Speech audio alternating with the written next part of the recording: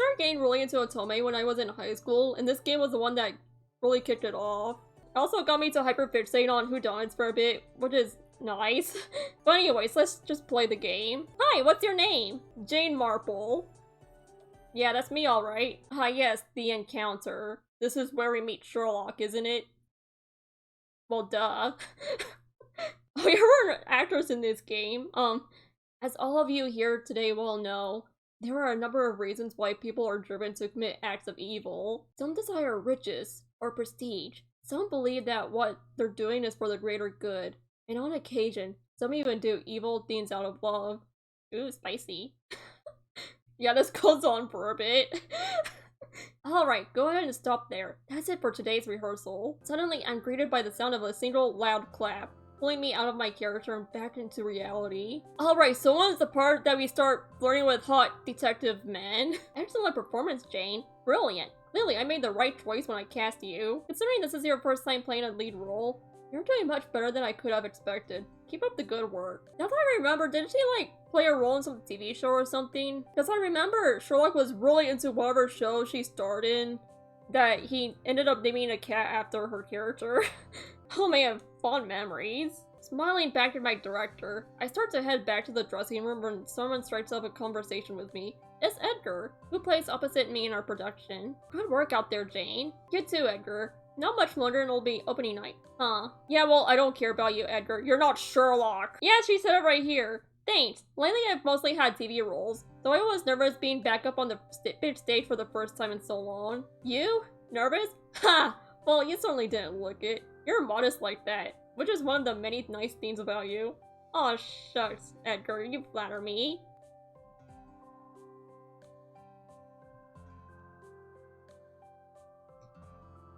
Actually, I changed my mind. When do I get to date Edgar? Saying goodbye to our partner in our play, I hurry toward the dressing room. Okay, now that I'm done changing, I'd better get going. I'm not forgetting anything, am I? Oh yeah, this is where we meet our first set of dudes. Would be coming to see me while in my dressing room. Maybe it's a costume person? No, Jane. This is the part where you meet the love of your life. Or loves. With that, I open the door to see, standing before me, hot men! Ah yes, this is the music that plays when three hot evil men stand at your door. Well, hello, madam. How does the day find you? Have I startled you? Or is it that you just can't take your eyes off me? Yes, I can certainly understand how you might find that difficult. I completely forgot that Moriarty is so full of himself. You know what? Sounds about right. The man standing in the middle speaks to me in an excited tone. He has a big smile on his face as he looks at me. A bouquet of bright blue roses of eye-catching beauty in his arms. Oh yeah, that's like his signature item. Since you find my face so captivating, please do as you like to it. A touch? A kiss? Whatever you want. No thanks. No, that's okay, I didn't mean to. Wow, Jane and I are on the same wavelength. You're quite reserved, aren't you, Miss Marple? Quite modest. But I must say, I like that aspect of you as well. That's what Edgar said to me earlier. Anyway, how thrilling it is to meet you like this. You truly are as lovely as you are beautiful. I almost wish I could sit you next to my bedroom window and look at you every day. Well, that's not creepy at all. What a charming man. Whatever you want, James, I'll make it happen. Now the young man standing on the left speaks. When I put her by the window, do you want her alive or would you like it better if she weren't moving? What do you say, James? I'm afraid I'm going to turn down that offer. Maybe you could try again another day. Now, there you go again, Sebastian. All about wanting to leave her in his room was just a metaphor. Having watched the conversation unfold with an amused look on his face, the man on the right now grins. Oh yeah, the dude on the right, let me just say he's definitely the most dangerous out of the three. He meant that she's so pretty that he wishes he could have her around to look at. Like how you put roses by the window as a decoration. And then Moriarty over here be like, no, I meant it literally. I literally want her by my windowsill. That's enough joking out of you two. You're taking it too far. You shouldn't say such things in front of Miss Marple. I stand there and blink in confusion as I look at these mysterious visitors. Each of the three is quite unique from the other. So they know my name, they've said some strange stuff, but I don't get the feeling that they mean any harm. I don't know, I think the guy on the right definitely does. How rude of us for not introducing ourselves. I apologize for barging in on you, Miss Marple. My name is James Moriarty. I teach at a university in the city. Yeah, I'm sure that's all you do. Wow, that's it. This photo is saved in your album. Now you can enjoy watching it at the album anytime. I gotta get on it right now. I gotta go home and check my portrait out. Yes, I could stare at this picture all day. For these three hot men. Professor James Moriarty. Never heard of him. Oh, I sure have. These are my friends, Sebastian Morin and Jack Stillman. Go on, you two. Introduce yourselves to Miss Marple. Honored to make your acquaintance, Miss Marple. Hey. Well, that's certainly a very disinterested greeting. I take it that you prefer cats to people. The two of them introduce themselves in rapid succession, before I even had a chance to really acknowledge them. Professor Moriarty starts talking to me again. Your portrayal of Irene Adler in the Midfall Murders was absolutely amazing. Really impressive. Ah, you mean the crime drama? One time James forgot to record it, and he got so angry that 4 people almost ended up dead. Something tells me that's not an exaggeration. It was 5. Oh damn, he really loves that crime show. Right, out of 5 of them, 1 really did die, so only 4 of them almost ended up dead. Well, that's nice.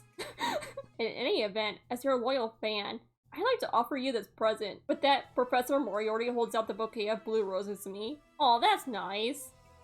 Thank you, but how did you get in here? The theater is closed today. The only time you can get inside is early in the morning. Well, obviously they crawled in through the vents. Truly, now I want to get to ripping even more. Huh. That's not suspicious at all. I wonder who he could possibly be. It seems I'm falling for you, Miss Marple. Not just as an actress, but as a person. We've only been talking for a few minutes, but alright. We really must meet again. Sooner rather than later. Alright, bye-bye. I'm gonna go talk to Sherlock now. I quickly open it back up and look out into the hall, but they're gone. What on earth just happened? They're wizards! Oh well, whatever, we're on our way to meet hot detective men. Because that is why we're playing this game. Let's see, I know it's on Baker Street. I'm passing by a restaurant called Lucy and Mason, searching through my bag when... Ah! Well, you're certainly not bothered by that, Jane. As I'm walking along the edge of the street, I end up ramming into someone by accident. Ow. I forgot! They turned Mrs. Hudson into a Shota. You know what? I think someone that Shall We Date definitely has a type. And I'm just gonna leave it at that. I'm so sorry. I wasn't looking where I was going. Are you okay? Can you stand? I'm fine. How about you? Are you okay? I love how he's so short he barely fits on the screen. He seems to be about middle school age. He's pretty mature for being so young. And at this point, it is revealed he is actually a 30-year-old man. I'm kidding, he's actually 14. But can you imagine? Hold on. It's gone! What's wrong? What do I do? It looks like I dropped the piece of paper I was holding when I ran into you. A piece of paper? Yeah, it was about this big. It had some letters written on it. Kind of like a code. Maybe this is it here? Seeing a piece of paper matching his description lying under the trees alongside the road. I pick it up and give it to him. Oh, that's it. Thank you. Good. I don't know what I would have done if I'd lost it. I'm glad we found it. So it's an important piece of paper, huh? Yeah, you see? I've got this friend who likes quizzes, and this is the one that you thought up. It's a quiz? Yep, plus there's a 3-hour time limit. If you try to rush it, it's even harder to solve. I wonder if you can figure it out. Want to take a good look? With that, the boy holds the piece of paper out to me. Looking at it, I see that it says... excuse me? Little buddy? I think your friend might have got this quiz straight out of a puzzle book for children. You know, I guess that's a bit fitting since he is a child. Or I guess it'd be more accurate to say he's a teenager. Whatever, let's just solve the fucking thing. Well, obviously the answer is M. Because the letters represent the days of the week. M? Is that your answer? Yes, you little shit. You're amazing. I don't believe it. I've only just shown you the question, and you've already figured out the answer. I'd better tell Sherlock right away. Thanks a lot. Huh. I wonder if his friend is the great Sherlock Holmes. Before I can answer him, the boy runs off as if in a hurry. Hey, did he just say Sherlock? The man we're supposed to be meeting today? Bravo! Suddenly, I hear a clear voice coming from somewhere behind me. Cutting through the... No. Suddenly, I hear a clear voice coming from somewhere behind me, cutting through the other noise and interrupting my train of thought. And it's 3 more hot men! One of them is clapping his hands in a slow, theatrical manner. Well done. Truly well done, Miss Marple. You know, now that I remember this dude's character, it's a wonder how he's actually able to remember my character's name. More people I don't know. This is the second time today that I've heard strangers calling me by name. Well, I mean, considering you're in a popular crime show, is that even a shocker? I don't know, I guess it'd be kind of weirded out if strangers called me out by name. But how rude of me to just call you out of the blue like that. My name's Jeremy Castle. Please, just call me Jeremy. I know who you are. But I'm not gonna say because it's spoilers. You're Jane Marple, aren't you? I've seen you perform on stage, you see. I couldn't help saying something when I saw you there. Shooting me a friendly smile, he shakes my hand in a very genuine, natural way. I'm flattered that you know who I am, Jeremy. Of course I know you. By nature, it's hard not to notice an actress who excels her craft. But in your case especially, it's not just your acting that draws one's attention. Now that I see you out here in the light of day, you're even more radiant than you are up on stage. Jeremy, how about you two sit down before you start coming on to her? Yeah, Jeremy! Can't you see I'm on my way to meet Sherlock? That's right, her cinnamon tea is going to get cold. My what now? Cinnamon tea? I don't remember anyone ordering that. And in any event, nowhere at our table do I see any cinnamon tea. Well, you'll be proven wrong, buddy. You're gonna be looking like a total food in a few minutes. No problem, here it comes right now. Wow, they ordered for me. That's nice. I see. You guys really are excellent friends. Miss Marple, please, sit down and have some tea with us. Huh? I don't know. You know what? I don't blame her for being a little bit suspicious. Alright, I got another photo. And now I can enjoy watching it at the album anytime. I'm gonna go watch it now. Are you having fun? This is really entertaining. Jeremy might want to have tea with me, but I don't know about the other two. They might see me as an imposition. What's wrong? You don't like cinnamon tea? No, that can't be. Right, she probably really likes it actually. How do you know? How do you know me better than I know myself? The two said what I was about to say before I could even answer. See, they could read my mind. That's what it's like to be a detective. I appreciate the invitation, but right now there's somewhere I have to get to. I understand you're in a rush. What I have to say will take 3 minutes and no more. Also, I promise that we can provide you with some information you'll find useful. Ooh, Jane. Now that's an offer you can't pass up. It's the piece of information you most want to know at this moment. After some hesitation, I do as Jeremy says and sit down at the table, which smells of cinnamon tea. Hera, Lucci, and Mason. They made sure that all of their waiters learned the faces of their customers, as well as what they like to order. And you use that to your advantage, huh, Minecraft? We still haven't introduced ourselves. This uppity-looking man is Mycroft Holmes. He works at the Foreign Office. What a pity to have him as an official. Ouch, that's cold, Jeremy. Not quite the introduction I was hoping for, but I won't bother correcting you. Holmes? That's kind of an odd last name. Is that a reference I smell? And this cold-hearted individual here is Hercule, what was it again?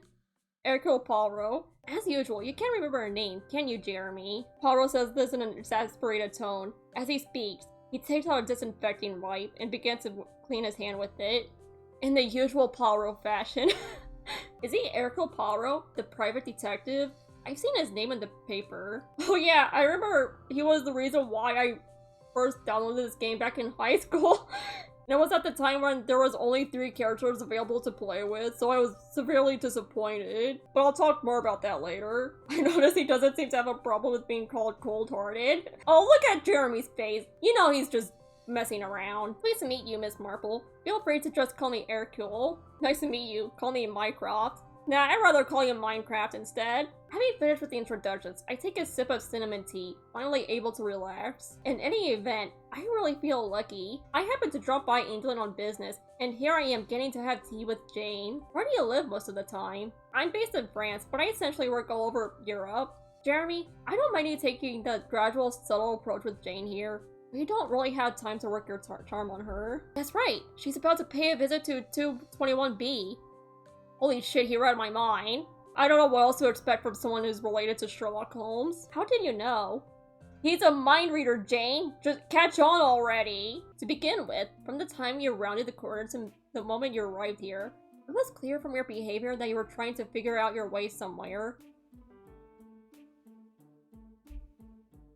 Oh, it's just a long detailed explanation. This is just a long-winded explanation as to why he knows we want to visit his brother. Oh my god, we're already on to the next part and he's still explaining shit to me. Can you just get on with it? And so ends my cross spiel. Thank you so much for listening. And now if you'll excuse me, I'm gonna go bone your brother. I suddenly find myself clapping. Amazing! There's nothing you can't figure out, is there? Oh now, you're too kind. Well, one of them is amazing at least. The other one is just riding on his coattails. Damn, these men are ruthless. Ooh, there it is. That not so nice side of you. Considering you know all that, I'm guessing you really do know some information that I find useful, don't you? Of course. Let me see your phone. Oh shit, he's gonna hack it, isn't he? Jane, he's gonna steal all of your photos and upload the embarrassing ones to social media. Don't do it. No need to worry. You've got the default Maps application on there, don't you? I just want to show you the way. Show me the way. Seems like I can trust that this information he has for me really will be useful. When I hear him say this, I suddenly feel much less hesitant and hand him my phone. No, Jane, don't do it! Don't do it! He's gonna get onto your Twitter like a bunch of weird shit! Looking at the screen, I see that the Maps app I usually use is open. The blinking red dot is the place you're headed. 221B Baker Street. I could have just done that myself! Well, why don't you go ahead and get going? It has now been precisely 3 minutes. Thank you. Well then, I'll be off. Bye-bye. I pray you don't end up being disappointed with what you find once you get to where you're going. Well, wait to hype your brother up there, Mycroft. I say goodbye to the 3 men at Lucci and Mason and then head for Baker Street, using the map on my phone for reference. Baker Street. Yep, this definitely seems to be it. Looks like the directions I got from Mr. Sholmes really ended up helping. Let's see. Where is 221B? Hey, you're the girl from before. So we meet again. What are you doing here? I'm here to throw you into the river. I'm kidding. Right, thanks for your help earlier. Somehow I managed to give Sherlock the right answer before time ran out. Now that you mention it, you said something about Sherlock when you ran off earlier. Do you know him? I'd like to ask you the same question. Are you his girlfriend? Yes, why do you ask? Nah, I'm kidding, I'm here to hire him. To be honest, I wanted to ask if he'd do something for me. My name's Jane Marple, but you can just call me Jane. Anyway, how do you know? Meow. Oh yeah, that's the cat! I see, so you want to hire him. In that case, I should have shown you the way here, Jane. My name's Micah Hudson. I'm the landlord for 221B, where Sherlock lives. Call me Micah. Still holding the cat, Micah pushes open the door to the building in front of me.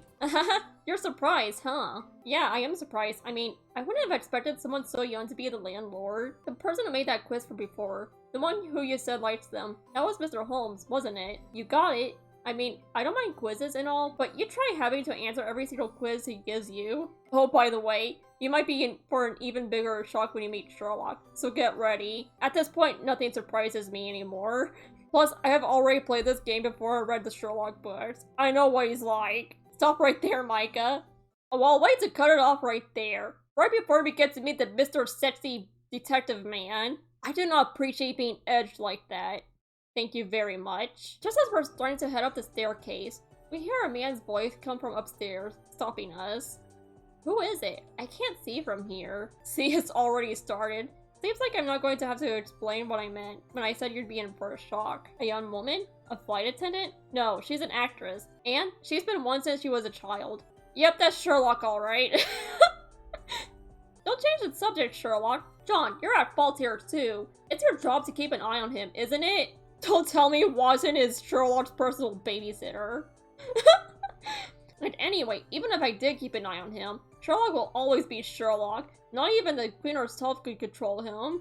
Yeah, that's definitely Sherlock, alright. Just then, the cat steps out of Micah's arms and runs ahead up the stairs, disappearing into the room at the top. As I watch it run off, I hesitantly say something to Micah.